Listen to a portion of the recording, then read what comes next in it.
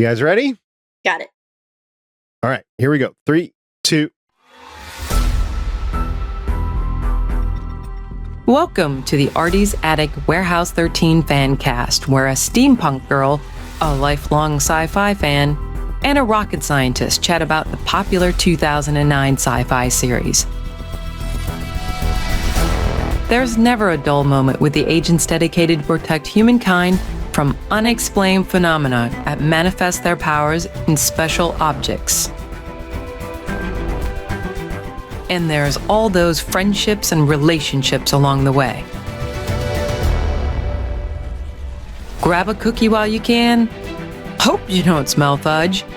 Gear up with your Farnsworth, Tesla, and Neutralizer, and let's have some fun by snagging it, bagging it, and tagging it.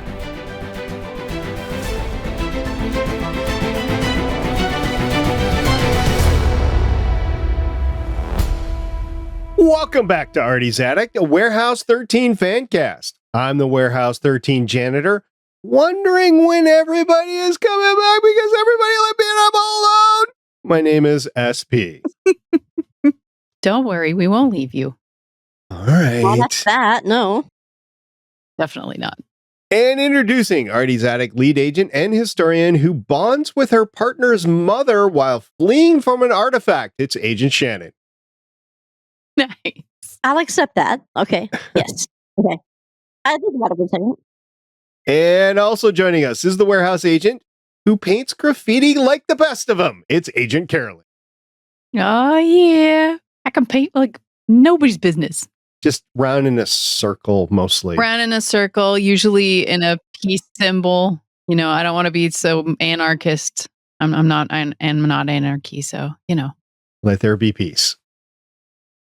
We are continuing our Warehouse 13 series discussion with the episode that premiered on August 29th, 2011, 11 years before Mikhail Gorbachev passed away. Whoa. Wow. Dude, the wall was still up then, right? No, wall was down 88. No. Yes. So Gorbachev lived from the March 2nd, 1931 to August 30th, 2022. So it was the middle of the pandemic. It was actually after Russia invaded Ukraine. He was the chairman, Secretary General of the Communist Party from March 11th, 1985 until August 24th, 1991. There was some other positions he held: president of the Soviet Union, chairman of the Supreme Soviet of the Soviet Union, chairman of the Presidium of the Supreme Soviet of the Soviet Union. And then what we're talking about, though, is the Berlin Wall speech. It was delivered by the United States President Ronald Reagan in West Berlin on June 12th, 1987. The speech is commonly known by a key line from the middle part where he said, "Mr. Gorbachev, tear down this wall." Everyone our age should know that.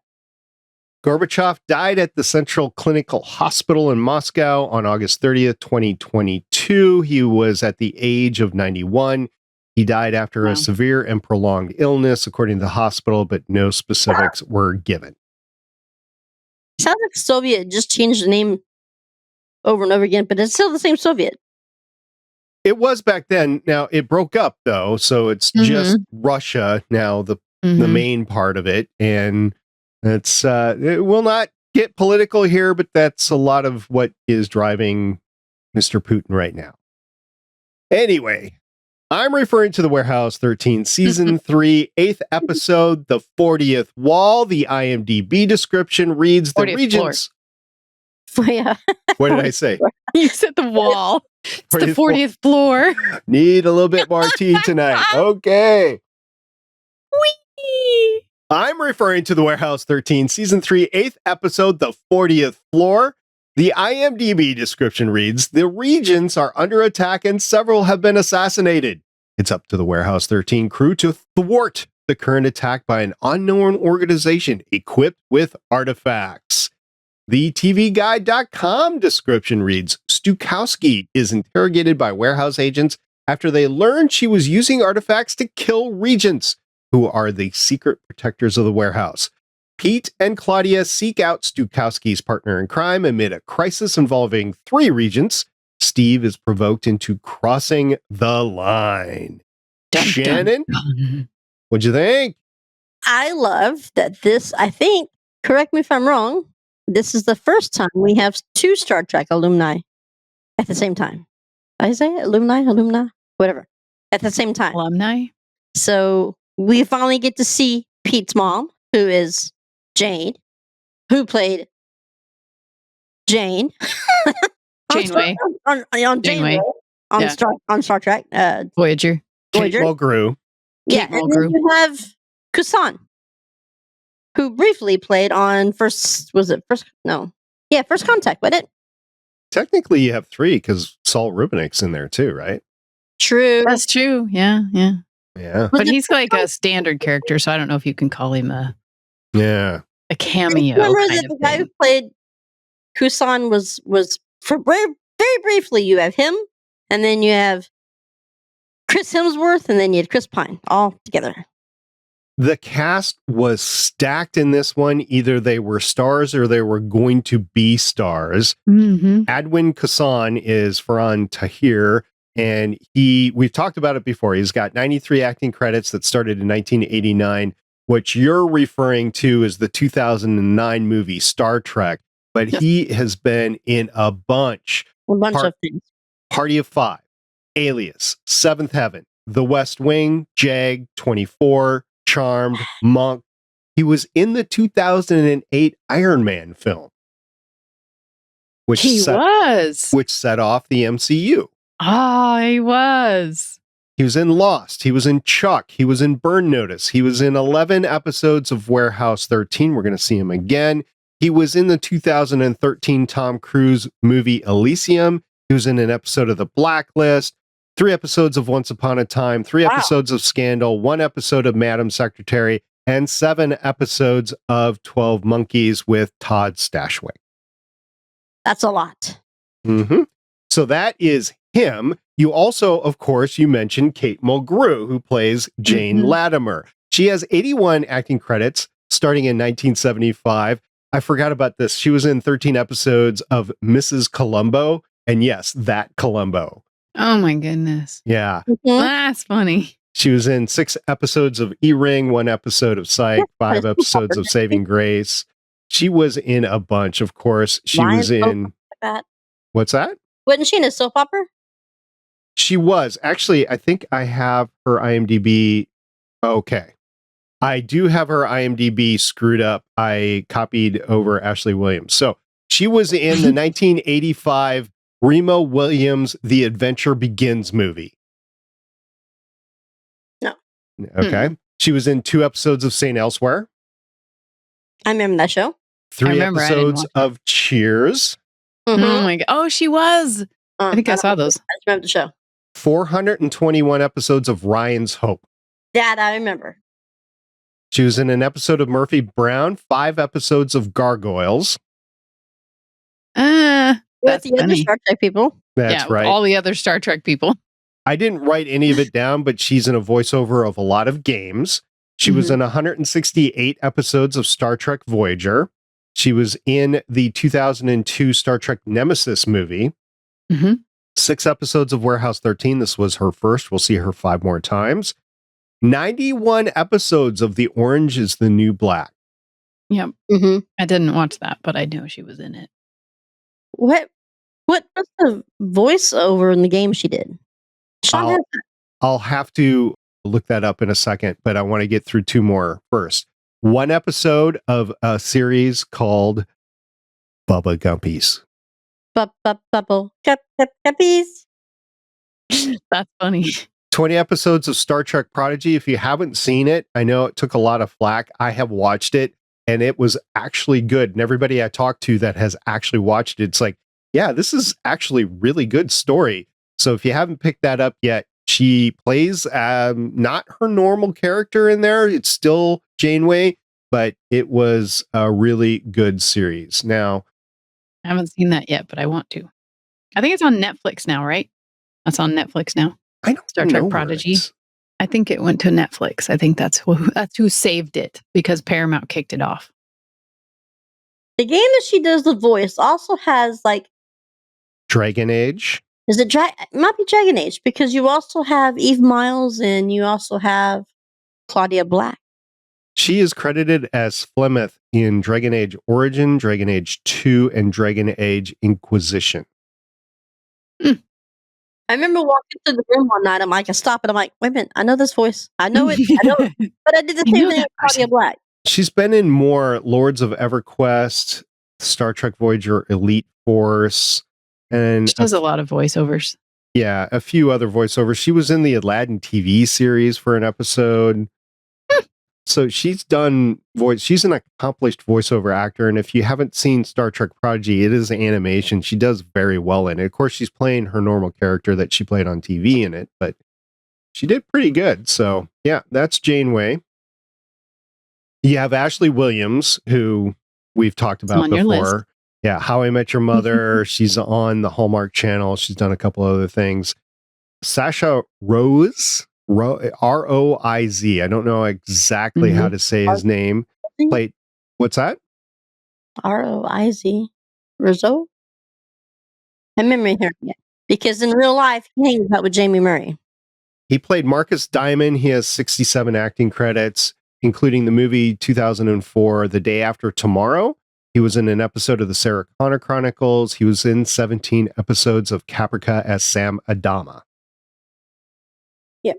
In real life, he hangs out with Jamie Murray and her husband. Isn't he in Grimm too? Maybe. I didn't write that down. I haven't seen Grimm. It's good. Look at his thing right now. See if Grimm pops up. And it does. I was going to say he's the captain of the police in Grimm. Okay. Cool. So he does that. And then he becomes like, I think, governor or something of Portland, because it was filmed here. I don't know if we've ever done CCH Pounder's filmography, but it is impressive. 143 acting credits since 1979. The first one of note that would mean anything to us is an episode of Cagney and Lacey. That's crazy. 3 episodes of Hill Street Blues. Mm. An episode of Miami Vice. An episode of Quantum Leap, the first one, not the second one. 4 episodes of LA Law. An episode of The Cosby Show. Oh, that's funny. She was in the 1993 movie RoboCop 3. She was in an episode of The X-Files. She voiced 3 episodes of Gargoyles. It's like everybody voices gargoyles. This is the one where I know I've seen her in. She was in 24 episodes of ER as Dr. Angela Hicks. She was. Yeah. 1 episode of The West Wing. 98 episodes of The Shield as Captain or Detective Claudette Wims. She was in all of the Avatar movies so far. She was in 29 episodes of Warehouse 13, 14 episodes of Sons of Anarchy. She was in the 2019 Godzilla King of the Monsters movie, and then 155 episodes of NCIS New Orleans. I could see her in all of that except for Sons of Anarchy. Yeah, it was kind of an odd one. I didn't watch Sons of Anarchy. I know it was a good series, but I didn't watch it. I didn't either, and I know it had the lady from Married with Children. Peggy, the redheaded woman. Okay. I don't know. I didn't watch Sons of Anarchy. I didn't either, but she also does the main voice for in Futurama. Oh. Okay, that one I got. That one got. Oh, that one he gets. The one-eyed creature. Yeah, she did that voice, but she was the redheaded woman. She played the mother on Married with Children with Al Bundy. Mm-hmm. So the regent that died first, Theodora Stanton, she's played by Paula Boudreau, I believe. Boudreau. Paula Boudreau. She has 62 acting credits since 1993, including 26 episodes of Degrassi: The Next Generation, 3 episodes of Winona Earp. Hang on. 3 episodes of Winona Earp. She played Margot Clanton. Oh my God. Yeah. She gained. She didn't look anything like her, and Waverly killed her hard. Okay. 6th episode of The Handmaid's That's good. Tale, which I haven't seen, but she I played haven't Grace seen that yet. Williams. So this is Oh my just God. hitting across the board here. Andrew Jackson played Jackson. He has 139 acting credits since 1997, including 213 episodes of All My Children, so another soap opera guy, 1 episode of Highlander, 1 episode of Charmed, the original one episode of Stargate SG-1, 4 episodes of Earth, The Final Conflict, 2 episodes of good. Andromeda. This is the only Oh, episode good of show. Warehouse 13, but he went on to play in 1 episode of Lost Girl and 2 episodes of Dark Matter, as well as an episode of Star Trek Strange New Worlds and this little 2024 movie. I don't know, Shannon, if you've heard of it. It's called Shifting Gears. Who is this who we were talking about? It's Andrew Jackson. He, I believe, played the head security guy. Oh, He played his he dad. was in Dark Played his Matter. dad. 2 Yeah. episodes. 2 episodes. Yeah, he was in Dark Matter. I can remember his face now. I don't remember him in Dark Matter. I remember him in Shifting Gears. He played the guy's dad. Yes, he did. He played the guy's dad. Mm-hmm. I have saved the best for last, but we got 2 more before we get there. So I think these are the 2 security guards. You have Philip Petrov, who's played by Alex Parziz, or maybe this was We don't the... count. Security doesn't count. No, I think this was the other... Yeah, it's not your career or anything. It's nothing like my. No, what was... No, he... We only got listed as the doorman. No, I think he played the other Torment regent. 1, Torment 2. I think it might have been the other regent. So anyway, Thing too. he's got 92 acting credits since 1989, including 2 episodes of War of the Worlds, 1 That episode can't be of the security guy. Warehouse 13, 1 episode of Lost Girl, 3 episodes of Orphan Black, and 1 episode of The Expanse. Okay, so Which whatever one is name this? you're just rattling off, that's got to be, like you said, the other regent, because the security officers were just like throwaway people. Well, no, everybody is good. So yeah, I don't think... Yeah, this is not... Yeah, it must have been the regent there. So also Aquino, who is Noah Dalton Danby. Yeah, he's so much fun on Twitter or Instagram. He has these. He was also in Continuum. Yes, he was. He He has. spray painted it into his mouth, right? Yes, He was. he on has that. these hilarious dad jokes that he posts on Reels and Oh, yeah? on Instagram. They're Oh, hilarious. is that guy? That's that guy that I keep sending you. man. Yeah, Yeah, he just sits Yeah. there with a cup of coffee Yes. and he's talking. and he has the dad jokes. He's hilarious. Man, we'll have to post his Instagram account. It's Instagram, right? Yeah, it's Instagram. We'll Mhm. have to post his Instagram account in the show notes here because You he should. is hilarious. He Anyway, is.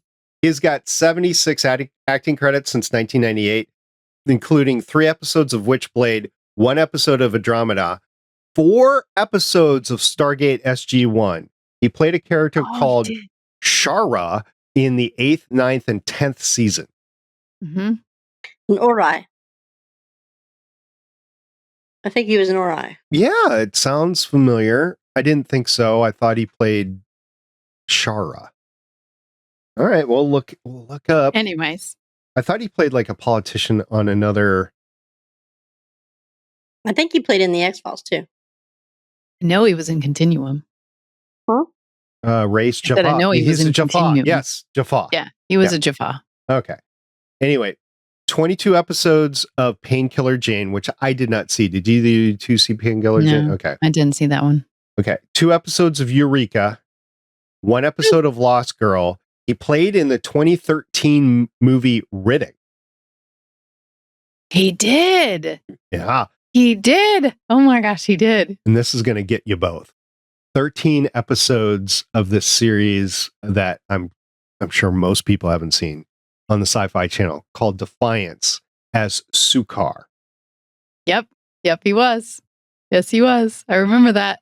I remember seeing him and going, "Oh, I know that guy." And oh yeah, Uh-huh. Little Wolf's best friend. Yes. Yep. Little Wolf's best friend. Yep. one episode of Killjoys, and one episode of Orphan Black. So Noah Dalton Danby, look him up on Instagram. You will love him. Okay, I've saved, well, But you didn't put in their continuum. I didn't because it's not on his list on IMDb. I don't see it on his Sure, list. he was in continuum. Maybe, but it's not on his filmography. Oh, okay. Anyways, he is hilarious, and you really should go check him out. I actually have two more, but this is the last credited actor, and I've saved the best for last here. Paul Sun-Hung Lee. He played the bank manager. You'll know him. 72 acting credits since 1989. He was in an episode of Total Recall 2070. He was in the 2005 movie Ice Princess. He was in an episode of The Dresden Files, an episode of Alphas, only one episode of Warehouse 13. So he's only intersected this time as the bank manager.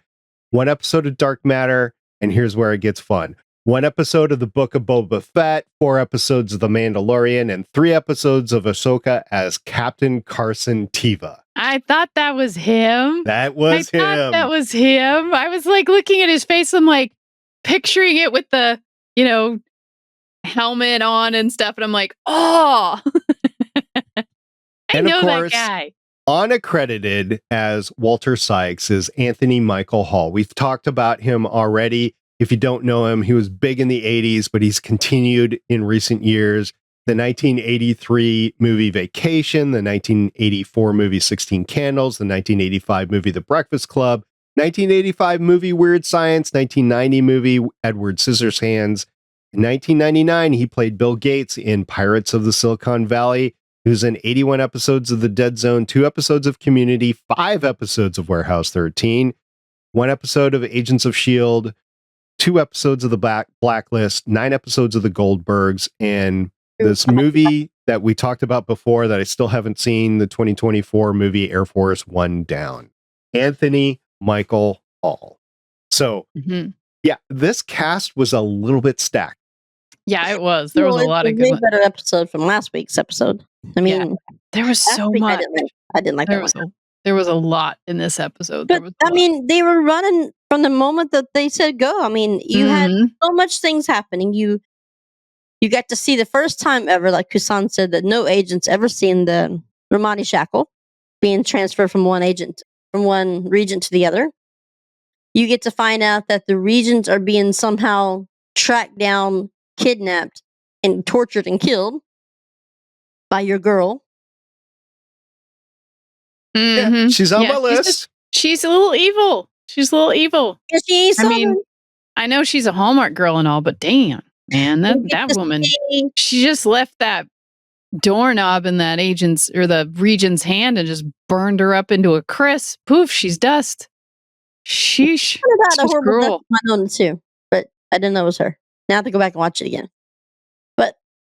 And then you get to see the breakdown of the dynamic of Jinx and Donovan, because Agent Jinx did something in this episode that's going to have repercussions for the rest of the season. I mean, what other agent has pulled a weapon on Mrs. Frederick? Yeah. Didn't Pete do that when he was hallucinating before? Yeah, but that was hallucinating. That was under the influence of an artifact. So she forgave him for that because he just didn't like what was going down. Yeah, he didn't have, his brain was not fully functional for that, but Jinx was. He knew what he was doing. He pulled a gun on Mrs. Frederick because she was trying to use that medallion from Unit 731 that was causing the FBI agent to feel like she was drowning. And he said, this is not the way to do these things, and didn't like it and was going to pull his gun on her. And there are consequences for actions, as he found out. The agent got away. And I mean, tell you the devastational look on Claudia's face when she realizes that her best friend has just been fired and that he didn't want her to defend for him because he's like, I can't do this because if this is what y'all do, I can't do this. Yeah. But they've never done that except the circumstances were higher. Mm-hmm. Yeah, then there was a lot of artifacts in this one. There's a spray can from the East Berlin Wall. This is why we started talking about Gorbachev in the beginning. That when you spray the anarchy symbol on one side, it starts to eat away the evil, or it starts to eat away anything that it touches, like the bank manager's jacket. When he sprayed it on there, it made it go poof into nothing. And then he sprayed the guy sprayed it in his mouth, and he was suddenly nothing. The security agent who was falling off the stairs. Although some of the CGI in this was like, okay, that didn't look so great. Like when he was disintegrating, his head was a lot bigger than his rib cage when he was disintegrating, and I was like, okay, somebody didn't take into effect the bubble guppies. Yeah, bubble guppies. Yes, definitely bubble guppies. You had to do bubble guppies. Just talk to Jane Latimer. Just talk to her. No other word for it.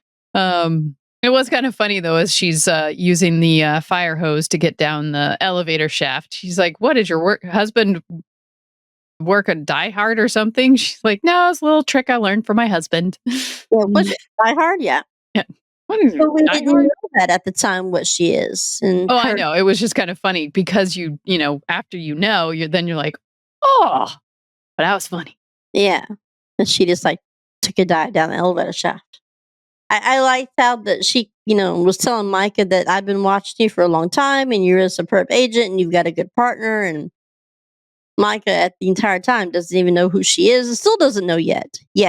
And to the very end, he's like, Mom, what are you doing here? I'd be upset. But it's still kind of cool. Your mom's a badass, right? So yes, and it's cool to see Micah take on that leadership role, even though her dad says she was bossy. And even see the guy's like, well, I know better than you. Yeah, and she's like, yeah, how'd the elevator work out for you? That worked out well for you, didn't it? I did like they're in the elevator and Micah says, "Did you bring the grappler?" And then he says, "Well, of course I did." And grappler. I know they lost it though. But Jane was like, "That's not standard issue." She's like, "It was in 1812 or 1890 or whenever it was." It wasn't even standard issue back then. She just HG it was part of her personal. He just HG'd it. That's it. Yeah. She just created it. Well, it's kind of like Claudia, and she never leaves home without the Tesla grenade. Never leave home without it. I love that, where she's like, hang on, and then she's like, come on, I got it. Never leave home without it. And then the other thing she just happened to whip up was the thing she stuck in her ear where she hacked the other guy's car's GPS, and then she's like, in the next 100 feet, turn left. Yeah. So you were about to say you had the Romani shackle. You have the spray. Berlin Wall spray paint. Yeah. You have Jacob's ladder. Yeah. Lloyd Frank's pickup sticks. Frank Lloyd Wright's son's pickup sticks. That's what it was. Frank Lloyd Wright's son's pickup sticks. Then Henry Morton Stanley's map.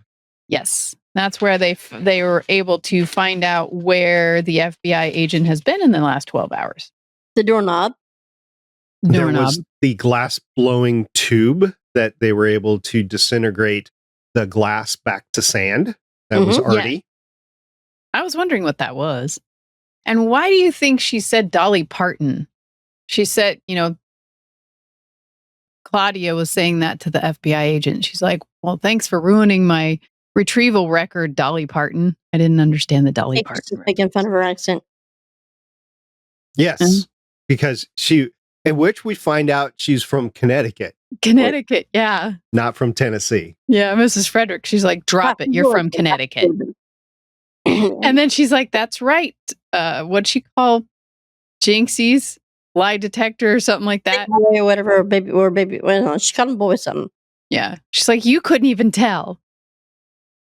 There was also the metal, and I can't even pronounce who it belonged to or what it was or whatever, but it was the drowning metal that Mrs. Frederick was using. Yeah, it was from Unit 731, and it was used in human experimentation in Japan.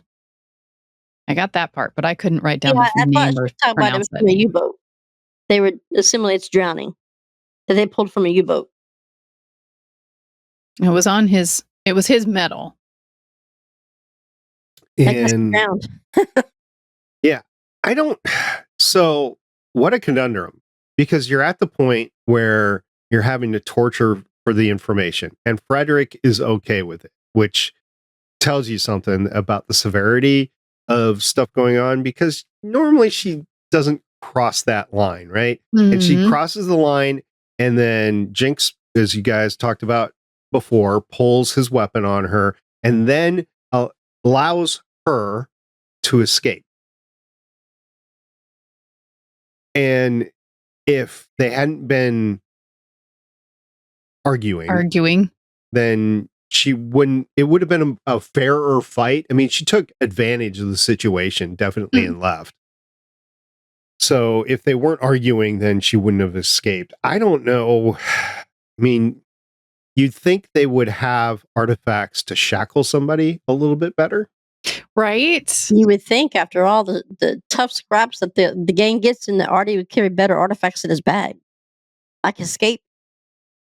Stargate. Well, I mean, the ladder did get him out of a scrape in Bangkok in 1984. He said something like that. Right? They needed. Carolyn, you and I talk about that all the time. That what they need is a Stargate back to the warehouse. Yes, we need a Stargate. We need a Stargate. We could all get together, and that'd be cool. We might already have one, and you girls just don't know about it. All right, Mr. Air Force. Well, you would know, Mr. Air Force. I have been in Cheyenne Mountain before. Run into any Amanda tapping? No, I wish. I have known some Amanda tappings, though. I just haven't known, or Samantha Carters. I've known them, but I haven't run into Amanda tapping. Wouldn't be a bad thing. She strikes me as like a no-nonsense person. Somebody that if you get to spend a few minutes and you have some fun, it's good, but she's like on task. Like, I got stuff I got to do. I'm going to take care of this because this is what I want to do, sort of thing. Good kind of paddles. Yeah. By the way, did you ladies know that the episode... Yeah. Do you guys know that the episode title is actually a reference to the 1974 horror or terror film called The 40th Floor? Yeah, I did not. Did that have to do with the building disintegrating? Yeah, it was a group of people that were trapped in their building as a fire started, and in the basement, it slowly creeps up to the higher floors. So it's very similar to kind of what happens here. I remember watching it once, but I remember watching the Charlton Heston earthquake movie more, where they were trying to escape the high-rise building in LA. And then ultimately, if I remember correctly, Charlton Heston actually falls to his death near the end as he's trying to save some other people using a fire hose. As you know, in these movies. I did, when they discovered what building they needed to go to that eventually had the Regents in it, and both Pete and Micah stepped out of the car, you could tell that Pete automatically got a bad vibe, and Micah looked at him and says, yeah, even I'm getting a bad vibe. Yep. That's when you saw the first anarchy symbol on the outside. And then there was one on the inside of the elevator. I don't know where there might have been another one, but those were the two that I saw. And those were the things that were eating away at the building. So, I mean, it's good to remind people that the whole reason you're seeing all of these regents being kidnapped is because the guy that played by Anthony Michael Hall, the bad guy, he's kind of building his own arsenal. He's slowly been creating his own warehouse. It's stealing the artifacts right from underneath them, and they don't even know that they're gone. Mm-hmm. Some of them weren't even cataloged. They didn't even know they existed. And it's like the spray can paint. Season. Can of spray paint. There we go. And what is the goal, though? What is the goal of what they're trying to do? So it seems like they got a beef against the regents. They aren't the goody two shoes as you might think, and we've kind of seen that along the way, that they're not entirely above board, so to speak, even though we see flashes of it. And then we also know that they've infiltrated the warehouse already. Yeah, with the bugs. Yeah, there's Trojan horse there already. So what is this goal? Is the goal to take down the warehouse? Is the goal to assume the power of the warehouse? Is the goal just to kill all the regents and everybody involved in the warehouse because they're bad people? What is the goal here? Definitely tell that it's a personal revenge. Yeah. Like he's aware of the warehouse. He's aware of the agents. He knows the powers of what they hold. And it's like something's happened to his past. Probably why he's in the wheelchair. Yeah, that now it's going to come full circle, and that's why I think he's trying to get back into the warehouse to find a cure for the reason he's in the chair. I figured he was in the chair because going way back to the National Lampoon's Vacation movie, when they took the family truckster on that jump, it was delayed, long-term injury to his spine due to that car.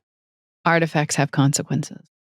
So the family truckster was an artifact? I could see that. Yeah. I mean, considering that movie, I could see that. The movie's an artifact. The movie's an artifact. Kids were different in every single movie. I mean, I know that in this one, they said that the goal was to get the bracelet. Whatever it does, apparently it's the last line of defense for Warehouse 13, and whoever has it is named the Guardian and must be protected at all costs. Whatever that means. I'm sure we'll find out later what the Guardian means and what that bracelet actually does do. Well, why get transfer from regent to regent?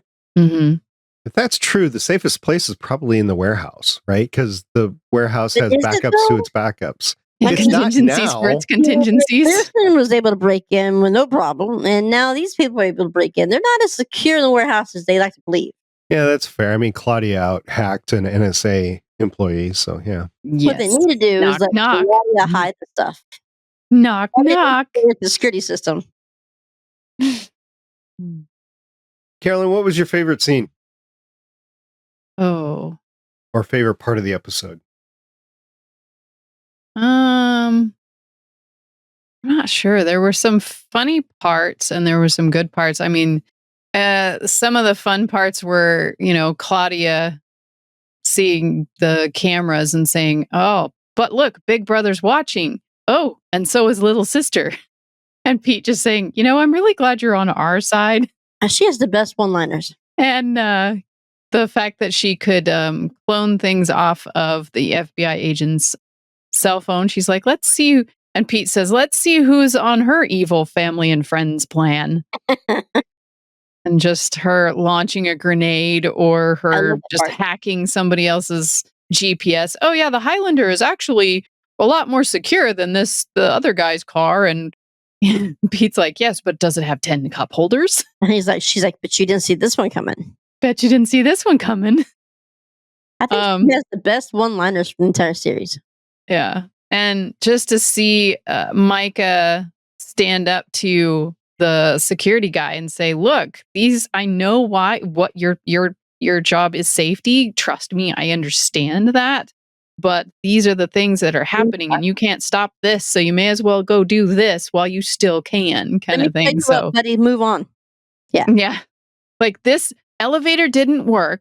Stairs probably would have. Now listen to me while we talk about the stairs, and let's get down the stairs before the stairs disappear. Yeah, and that's why Jane's like, "I'm going with her."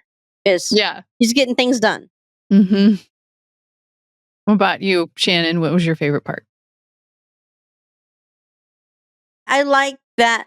Well, I mean, like you, I like all the parts. I love the one-liners in Claudia. I love when she's in the rotating door. When he's like, "Claudia, you got it?" She goes, "Oh yeah, sure, I got it, of course." All right. And she goes through one turn of the doors and she rolls it like a bowling ball. And then it goes through another turn and she's like, I got this. Come on, we got this. Right? Yeah. So I love her inventions. I like that Mike has straight hair. And she pulls out the grappler. No, I'm telling you, there's a symbolism here that only Bearing of Wells can see, but whatever. I like the fact that she is interacting with Pete's mother, and only Pete's mother, only Jane knows who she is and knows about their interactions with her son. And Micah doesn't have a clue, which is fine because Micah's doing her job. And I think that if she knew who exactly she was protecting, she'd be a little bit more emotional, which is why, of course, Jane doesn't tell her. Yes. Then she'd be a lot more protective, which would be harder. I like how protective Pete was. I mean, it was so cute. He really freaked out and he was worried about it. He's like, Artie, I can't believe you left her. Let's go get her. Let's go get my mic, right? And then how he's ran through the streets calling her name. You're not allowed to do this without me. Yeah, you're not allowed to die without me. Or what was it? You're not allowed to face death without me. You haven't died one time. So yeah, I like all those parts. I like how you don't see her face at the end. You just see her and wanting to introduce this badass regent. The first one that she's come across that she actually enjoys talking with. Let me introduce you to my partner because we're the agents and you're the regents, but you're not so bad. So, she's never had that kind of interaction with the regent before. Well, then in the end, of course, it turned out his mom. Mom? Yeah. So I think for the fact that Jane knew of Pete and Micah's partnership, knows how loyal they are to each other. I think that made it all the more reason why probably she wanted to walk with Micah to get a better understanding of her. So yeah, who's this partner with my son? I want to get to know her and see what she's about, kind of thing. Yeah, definitely. And I think Mike impressed her. So it's like impressing the mother-in-law, and you're not even trying. So, what about you, SP? I definitely liked all of the Claudia scenes. I think she's really coming into her own as a field agent here and able to really rely on all the artifacts and just play off of them and operate them normally. She's a lot more cautious now than she used to be. She ran into some mistakes or some bad things that happened to her, and she's really more effective in the field, and she knows the consequences of things that happen. But I think outside of that, my favorite part was really at the beginning when all four of them were together, or all five of them were together, and they were all just working as a team. They didn't have to communicate back and forth, just like, okay, Claudia, you could take care of this. And they know that she had the bowling ball grenade to take care of it. But they all had their own ways to deal with things. Even when Pete went into the bank, he went in first and she backed him up, sort of thing. I think that Aaron Ashmore's Jinxie, I think Steve, he acted, I don't think the rest of the team would have let Mrs. Frederick get away with it either. No, I don't think so. So he acted as the team there, but because he was alone, he took the brunt of everything. Well, I'm not sure the other team would have pulled a gun on her either. I don't know about that. I think Micah and Pete would have. And why pull a gun? He's not going to actually shoot her. Maybe knock her down, but I don't know. I mean, you're talking about somebody that is threatening to kill another person right in front of you. And he says, torture has been known to not yield any results or credible results. It's a proven fact. So but it can be fun trying. I would not know. Torture does have its place, but it is an unreliable method of getting information. Yeah. It is. So anyway, that's my favorite part, is the team just working together. Even when they're apart, they were working together. Yeah. Pete looks at Artie. Artie, we usually don't take flack from rent-a-cops. Yeah. Oh, well, that was kind of funny. He went in and said, "Oh, NSA!" Like, you know what NSA stands for, right? You have no authority here. Yeah. And they're like, and then Artie's like, rent-a-cops don't usually have Colt 45s. No, we don't. Well, unless they're their personal weapons, but yeah. Yeah, so that was my favorite part. And then also, this was directed by Chris Fisher, one of our favorite directors. He's also involved in Strange New Worlds right now. He had 10 episodes of Warehouse 13. This is his 4th, so we get 6 more episodes of him directing. It was co-written by Benjamin Robb, who had 17 episodes. And this was one of 2 episodes in season 3. He's got a couple in season 4 and 1 in season 5. And then a newbie that was up and coming at the time, Derek A. Hughes, was the co-writer. He did a lot of actual story editor credits for Warehouse 13, but he did have 6 episodes, I believe, that he wrote himself, and this is kind of the middle one. So we have 3 more episodes with him as well. So the creative team behind this really was an A-team. Yeah. And especially with the cast that we got. Now, some weren't like really known actors at the time, but there were some known actors at the time. So they had to handle a really good professional cast in this one. I don't know if they were like joking behind the scenes or not, or if they were serious when they came to work. I hope they were joking, because this was a really fun episode to watch. Did you expect to see your agent's death? Yeah. I know. Your gal died. Sorry about that. Yeah. Well, it just meant that she went on to do bigger and better things. Oh, okay. We'll go with that. I did. The funny line too was when Jane and Micah were in the elevator shaft and they'd gotten all the way down to the basement and they just had to exit the building, and they opened it and the door was completely covered with debris. And Jane's like, not exactly the Butch and Sundance ending I had in mind. And Micah says, yeah, more like Thelma and Louise. Yeah, this was a great episode. I think this is a great episode. I think it's a good character development. You see between the shakeup of the team that's about to happen, between seeing one of the bad guys kill another one of the bad guys. Mm-hmm. You're like, what's going on here, right? So obviously there's a bigger game being played here. And because she let herself get caught and compromised, ain't gonna have that. Yeah.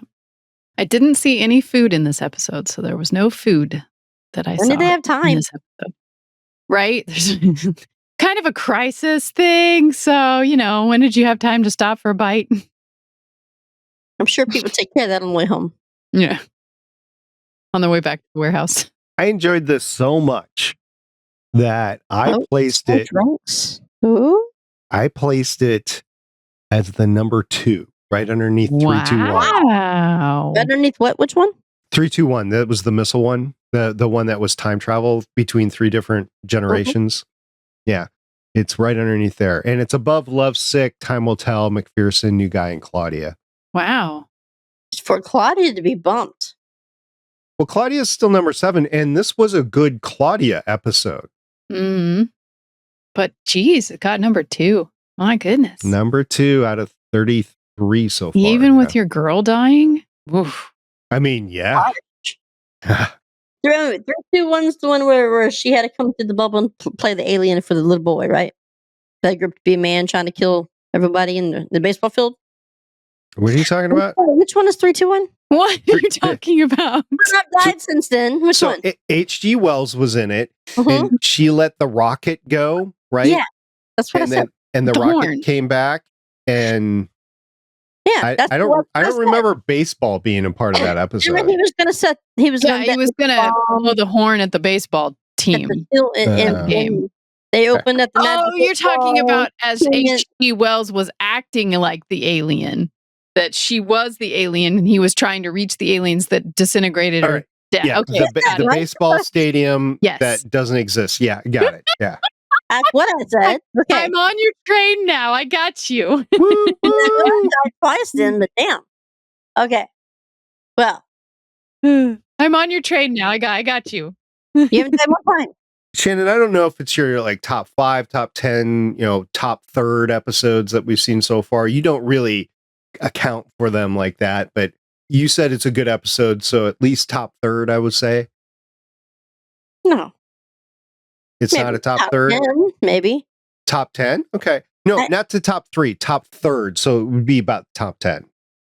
Because we've had 33 episodes now. I can't do math. Yeah. You're like top 3. I'm like, don't give me percentages. That's just rude. I'm telling you what, that's Bear. No names, no percentages. Got it. I can't do percentages. I'm the names. Don't give me names. Bear could do percentages all day long. It ain't mama. Yeah, I thought this was a very well written, very well acted, very well moving the story along episode. Mm-hmm.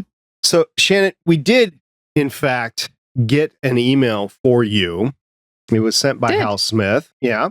And he's responding to our coverage of Merge with Caution. So that's way back in season 2, episode 8, Merge with Caution. Oh, yep, the Phoenix and the Lion. And Hal wrote us and he said, "Hi, I'm new to your podcast. I'm enjoying it. I've just heard Merge with Caution and have a few really boring, useless facts, which you probably already know, but here we go. Haha. Lay it on us. The stuntman who jumped over the fence broke his ankle, which is why he is in the bath at the end. His leg was in a cast." I didn't know that. Convenient. Okay. Yeah. The landing fight scan was shot before the fence bit. So there you go there. And then 2, this is the second, as he calls them, boring, useless facts. When the stuntman got ran over, when Artie tries to stop the car, cracked his head off the pavement, though he was seriously injured, they thought he was seriously injured.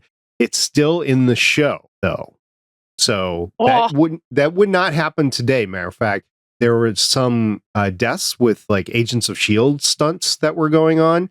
And they never showed those stunts because out of respect for the stunt people that had to deal with that. So I did not know those facts. Those are cool. Thanks for that, Hal. And then he's got a third one here. The shards of glass Bear liked. They picked it up in the factory scene and just thought of a place to use it. That's it. I told you they were useless. I don't think they're useless. Those were pretty cool to know. I didn't know that. That's kind of neat. Yeah, Hal, I'm wondering if you were involved in the production or you just picked up these facts because you were paying attention to the show at the time. So yeah, once you get to this episode, let us know how you found out these facts, because I really enjoyed those facts. Thank you. What are you talking about? The shards of glass that Bear liked, it was the artifact that looked like shards of glass that Carrie liked. I vaguely remember her talking about that, but again, stroke victim. So, Well, thanks for the feedback. That was cool. Yeah, it was awesome. We loved it. Yeah, once you get to this episode, let us know what you're thinking still. And if you're listening to this and you have some feedback for us, go ahead, email Shannon. It's warehouse13fancast@gmail.com. That's warehouse13fancast@gmail.com. Yes, please. We love it. All right, Shannon, standard question. We've got coming up Warehouse 13, Season 3, Episode 9, Shadows. Do you want the IMDb description or the tvguide.com description? IMDb. Okay. As Pete and Jane travel down memory lane, Micah and Claudia find a young woman at the center of several flash disappearances, all beyond sight of any artifact. What? Okay, now read TV Guide. Pete enters Jane's memories to investigate the Regent's murders. Micah and Claudia look into a string of mysterious disappearances that started with a local t-shirt shop owner. Huh. I remember the A story. I don't remember the B story. Well, you get to watch the episode and you get to relive it. Yeah, you'll know next week. Tune in next time. We'll have a guest here with me, so she'll have to. All right. Yeah, we might have a total of 4 people on the podcast next time. That will be fun. Guest stars. All right. That's all I got this week. You guys got any parting shots? No, I'm good. Don't spray paint anarchy symbols. At least don't eat it. Don't eat it either. Don't eat it either. Don't eat the spray paint. It's not healthy. Don't do it. Don't sniff it either. I was watching this stupid YouTube video on something, and it wasn't one of those, really stupid videos like jackass videos or something. It was just people screwing around with cars. Like, you guys remember those Aztecs? Yes. The Pontiac Aztecs. So it was just 4 mechanics that were screwing around with 4 Aztecs trying to race them. It was funny. Anyway, one guy said it picked up a can of brake cleaner, and he said, "Yeah, it's good for what ails you." And then immediately there was a disclaimer that showed up on the screen. Said, don't drink the brake. Don't consume brake fluid. Somebody did it. Yeah, well, there you go. Anyway, we will see everybody next time. Until then, I'm the janitor, SP. I'm Sci-Fi Girl. Motion 363. I really do know who I am, honest. Bye, guys. Thanks for joining us for an episode of the Artie's Attic Warehouse 13 Fancast. You can find all our episodes at warehouse13fancast.com. If you'd like to contact us, you can hit us up on our email at warehouse13fancast@gmail.com. We are a part of the Lone Wolf Podcast Network. You can hear more of this cast and other shows like it by checking out lonewolfpodcasts.com. The intro music is Sci-Fi Hybrid Intro by Soundmake, and the outro music is Science Fiction by Tunes to Go. Both were purchased on pond5.com.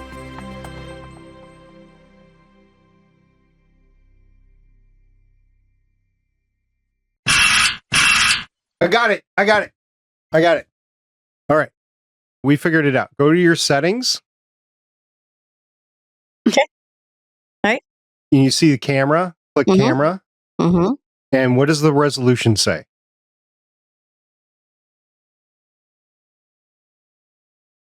It's at 480. Okay. Change it to 720. Aha! Oh, look at that. You're not fuzzy. And look what I have. So poke headphones 1? Or poke headphones 2? If you're in headphones 1, click on headphones 1. Or if you're just in a poking kind of mood. Poke your Daco? Why, yes, I do. Ah! You walked into that one. That's not my fault. No, I meant to say that. I meant to do that. Like that. Left unsupervised, I cannot be trusted. The most evil villain that I have seen on TV is actually from Justified. Shannon, did you watch Justified? I know Sean did. But I saw snippets of it when Sean was watching it. yeah, so Margot Martindale played Megs Bennett, and she was so deliciously evil. She was like the head of a clan down there, and she would just do some That's what she did in Winona. She was the head of a clan. Margot Martindale?